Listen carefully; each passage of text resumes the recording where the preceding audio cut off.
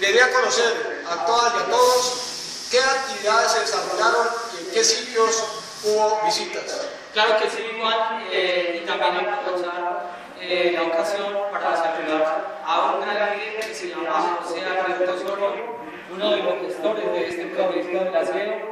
De modo que, compañero Osorio, el saludo cordial de parte de la Junta Nacional del Comité de Sintra-Serpucol.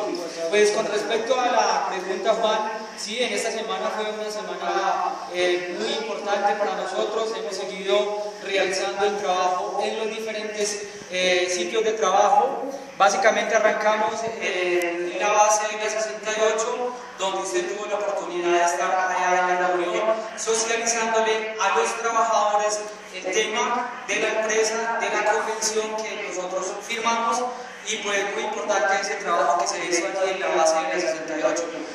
También tuvimos la ocasión de estar en esta semana en dos grupos de trabajo en el centro de la 19, allí con los compañeros tuvimos la oportunidad de socializarles lo que fue la negociación y a través de la convención lo que se firmó, porque debemos decir también, Juan, que muchos de los trabajadores de nosotros que nunca tuvieron una convención, y que por primera vez acá en la empresa de aseo Aguas de Bogotá se firma con los trabajadores esta convención.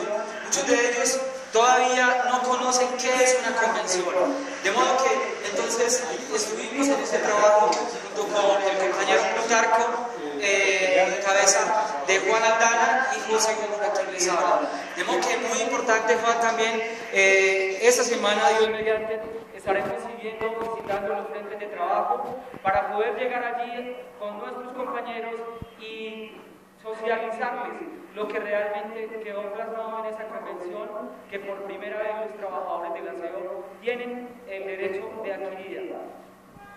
Mire, José y estimado Jaime, allá en el máster y demás personas, cuando uno va a estos sitios de trabajo donde laboran los compañeros en la parte de barrido y recolección, es que uno se da cuenta de que todo no es color de rosa. La gente lo recibe uno con ese entusiasmo, pero sobre todo una pregunta le hace: ¿cuál es nuestro futuro a partir de diciembre en materia laboral? 15 de diciembre, 18 de diciembre en adelante. Hasta esa fecha la mayoría tiene su contrato y son 3.200 familias, que son 3.200 trabajadores. Familias que quedan expuestas ¿a quién? A la politiquería que hay en este país y que hay en esta ciudad. Todo depende de qué alcalde o alcaldesa, porque también hay mujeres candidatas y creo que más de uno la tiene clara, de que definitivamente de ello depende que haya o no empresa para continuar laborando. No les interesa si tienen herramientas o no en este momento, o si tienen las dotaciones, o si tienen sus overoles, o lo que quieran para su trabajo. La incógnita que ellos dejan, la pregunta es: ¿cuál va a ser nuestro futuro a partir del 1 de enero en adelante? ¿Será que nos van a sacar a la calle? ¿Será que vuelven a licitar con los operadores privados de aseo?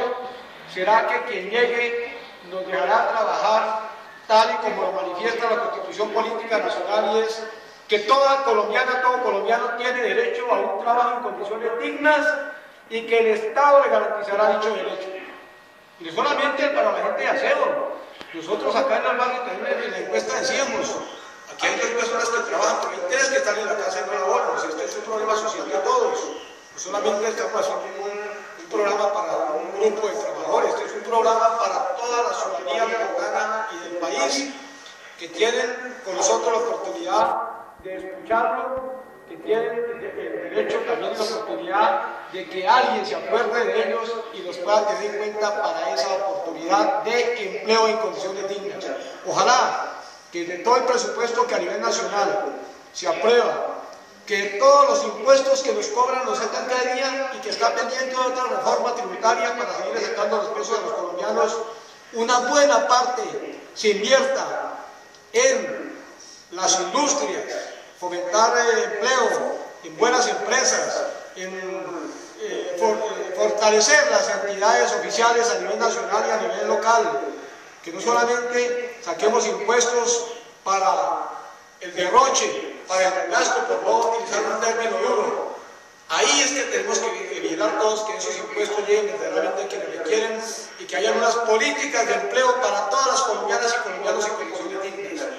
O sea, también tuvimos la oportunidad de escuchar a unas compañeras que hacen un proceso muy digno y es el mantenimiento y la preservación de los humedales en Bogotá. Si no estoy mal, en total son 14 humedales.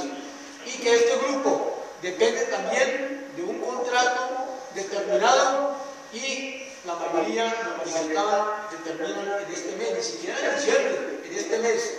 ¿Qué nos cuenta sobre ese proceso de mantenimiento de humedales? Claro, Juan, pero primero también decir una cosa con respecto a lo primero que decía del tema de la financiación. Mire, aquí también hay que decirle a todas las bases, a nuestros trabajadores, a nuestros operarios y operarias, que debemos girar hacia un solo camino. O sea, es decir, en este momento no podemos ir unos por un lado y los otros por otro lado. O sea, debemos encaminar. Nosotros creamos esta empresa, la hicimos una realidad a través del sindicato, se tomó con el alcalde mayor y es un hecho, una realidad. Esta empresa ha crecido. De modo que, compañeros, un llamado a nuestras bases también. Debemos unirnos a un solo rumbo, un solo camino es el que nos debe llevar a la verdadera creación de la empresa pública de aseo, que dignifique el trabajo de nosotros los barrenderos. Con respecto al tema de los humedales, Juan, pues sí, inclusive nosotros como sindicato también tenemos trabajadores allí afiliados al sindicato. Son alrededor de unos 5 proyectos que giran en el entorno de Aguas de Bogotá. Y es así como, inclusive, en una visita que tuve la oportunidad de realizar hace aproximadamente 3 meses, nos encontramos con las necesidades que también tienen aquí los trabajadores y los humedales. Son compañeros que les toca trabajar prácticamente con las uñas. No tienen la dotación, no tienen los uniformes, no cuentan con los elementos para poder hacer el mantenimiento de los humedales. Hay que llamar también la atención de esto, compañero Juan. Bien, José y estimados oyentes de La Voz de Bogotá, En vivo y en directo desde la localidad 11 de Suba, en el barrio Aures, segundo sector o Aures 2. El micrófono abierto para todas y para todos. La voz de quienes no tienen voz. Lo que estamos haciendo el día de hoy es haciendo público, haciendo un conocimiento público para las autoridades competentes, para las IAS, para todas las entidades de control. Que esto no quede simplemente en un programa, qué bueno que viene un programa a un barrio y denunció X o Y problemas, sino que las autoridades encargadas de las soluciones las puedan dar en corto tiempo. Esto, reitero, con el sentimiento de las personas que tuvimos la oportunidad de entrevistar, de saludar, de conversar con ellos, de decirles de manera muy fraternal y muy respetuosa que nos comentaran cuáles eran los problemas de mayor talante, de mayor calibre para poderlo sacar del programa al aire, y lo que le estamos diciendo es la verdad. Es el tema de la inseguridad, el tema de todos los días y cada rato, y el tema de las basuras es de lo más duro que está ocurriendo en esta zona 11 de Suba y especialmente en el barrio Aures 2. También hablan de espacio público, que ese es un tema que lo vamos a dar para un próximo programa donde vamos a traerlos para que nos comenten cómo va a ser la cuestión de la recuperación de espacio público, porque eso es lo que ha dicho más de un candidato, que tan pronto se posiciona en el 1 de enero, empiezan a recuperar las calles y los espacios públicos que supuesta o presuntamente fueron invadidos en estos 3 periodos de alcaldía social, desde el momento que llegó Luis Eduardo Garzón a la alcaldía, luego con el señor Samuel Moreno y la problemática que hubo, y este periodo que está por terminar en 5 veces de Gustavo Petro, que el espacio que se había recuperado supuestamente en las anteriores alcaldías nuevamente fueron invadidas. Ese es un problema social bien grande, porque el problema es que ya la gente tiene su trabajo y depende de estos espacios. Aquí nomás al frente tenemos a 10 metros unas bahías, algunos ya le llaman la playa, la playa no solamente es el centro, ya donde hay muchos talleres, donde hay compraventa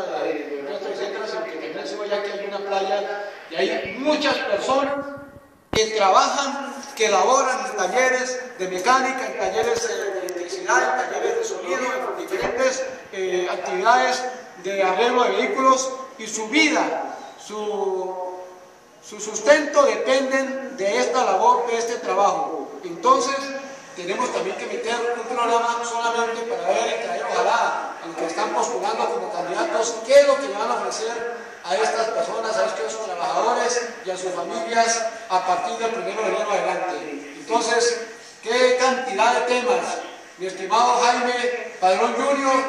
y que le acompañan allí en el máster, que tenemos que aquí en adelante para desarrollar una problemática social profunda, donde también vamos a involucrar a las juventudes, donde también vamos a involucrar a los niños. ¿Qué piensan ustedes? Por ejemplo, todavía tenemos presencia de niños, ¿puede ser el nombre de los niños?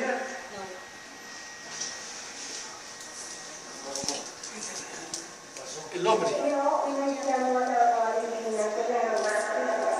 Gracias. ¿Y qué opinión tiene respecto especialmente de estos temas?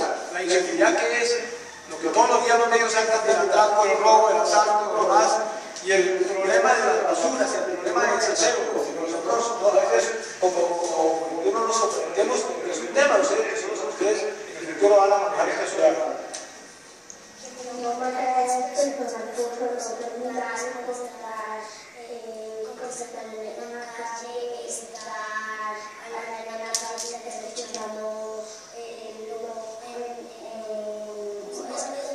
Música, pareciera.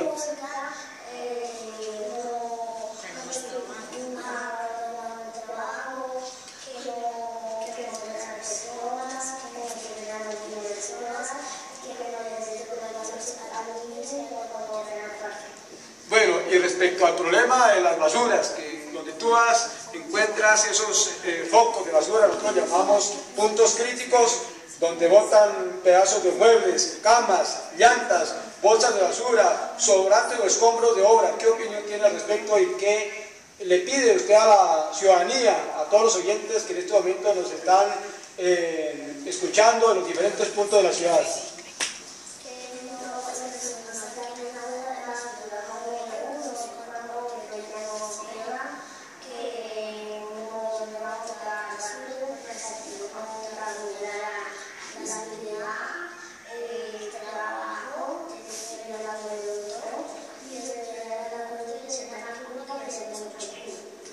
Qué bien, mire, que esa es la opinión de un niño, de una niña, pero que también tenemos que involucrarlos en la solución de toda esta problemática social, que nos está anegando, que nos está cubriendo, que nos está taponando, digámoslo en esos términos, y, o sea, estamos ya sin poder respirar, pero que entre todos, comunidad, autoridades y las empresas o los entes encargados de esta problemática podamos encontrar una pronta solución.